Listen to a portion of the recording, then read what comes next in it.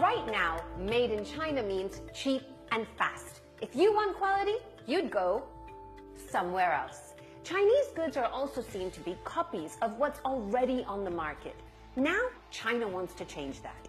And so it's come up with a plan, Made in China 2025.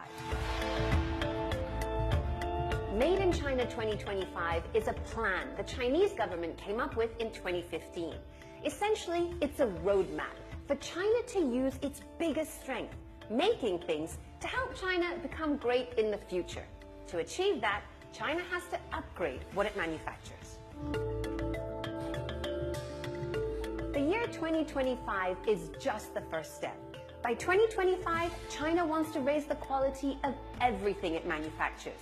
It wants to integrate digital technologies into industrial processes, leading to the creation of global brands you and I would buy, but from China.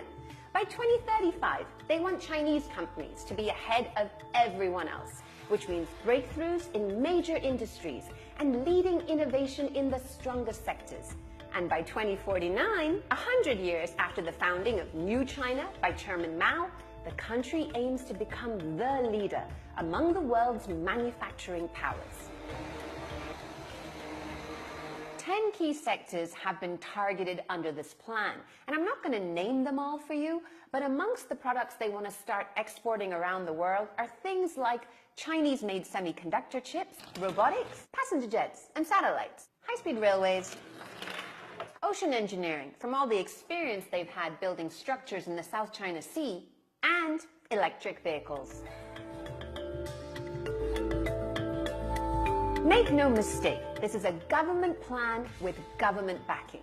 To achieve these ambitious goals, the Chinese government will give financial incentives to companies operating in these areas, invest money in research and development, and Beijing will also push public institutions like universities and the military to cooperate more with private companies.